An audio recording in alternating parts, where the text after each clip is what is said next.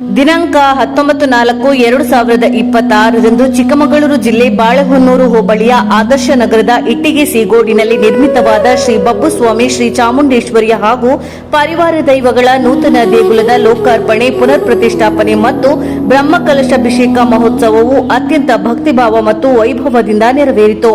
ಈ ಪುಣ್ಯ ಕಾರ್ಯವು ಪರಮ ಪೂಜ್ಯ ಶ್ರೀ ಜಗದ್ಗುರು ಶಂಕರಾಚಾರ್ಯ ಶ್ರೀ ಶ್ರೀ ಸ್ವಯಂ ಪ್ರಕಾಶ ಸಚ್ಚಿದಾನಂದ ಸರಸ್ವತಿ ಮಹಾಸ್ವಾಮಿಗಳು, ಶ್ರೀ ಆದಿಶಂಕರಾಚಾರ್ಯ ಶಾರದಾ ಲಕ್ಷ್ಮೀ ನರಸಿಂಹಪೀಠ ಹರಿಹರಪುರ ಇವರ ದಿವ್ಯ ಸಾನ್ನಿಧ್ಯದಲ್ಲಿ ನಡೆದಿದ್ದು ಸಮಸ್ತ ಭಕ್ತರಿಗೆ ಆಧ್ಯಾತ್ಮಿಕ ಅನುಭವವನ್ನು ನೀಡಿತು.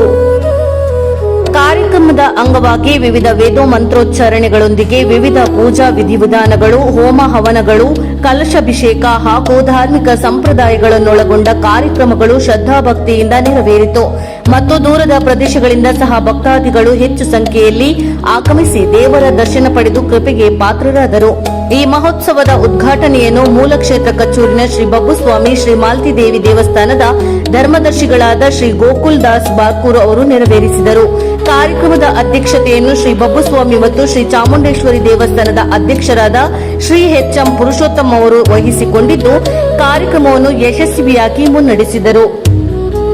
ಈ ಸಂದರ್ಭದಲ್ಲಿ ಶೃಂಗೇರಿ ವಿಧಾನಸಭಾ ಕ್ಷೇತ್ರದ ಶಾಸಕರಾದ ಶ್ರೀ ಟಿ.ಡಿ. ರಾಜೇಗೌಡರು, ಜೆಡಿಎಸ್ ಪಕ್ಷದ ರಾಷ್ಟ್ರೀಯ ವಕ್ತಾರರಾದ ಶ್ರೀ ಸುಧಾಕರ್ ಎಸ್. ಶೆಟ್ಟಿ, ಚಿಕ್ಕಮಗಳೂರು ಜಿಲ್ಲಾ ಅಖಿಲ ಭಾರತ ಶ್ರೀ ಬಬ್ಬುಸ್ವಾಮಿ ಮಂಡಲ ಸಮಾಜದ ಅಧ್ಯಕ್ಷರಾದ ಶ್ರೀ ವೈ.ಜಿ. ಸುರೇಶ್, ಪ್ರಧಾನ ಕಾರ್ಯದರ್ಶಿಗಳಾದ ಶ್ರೀ ಆರ್. ಜಾನವ್ ಸೇರಿದಂತೆ ಅನೇಕ ಗಣ್ಯರು, ಮುಖಂಡರು ಹಾಗೂ ಭಕ್ತಾದಿಗಳು ಭಾಗವಹಿಸಿದ್ದರು.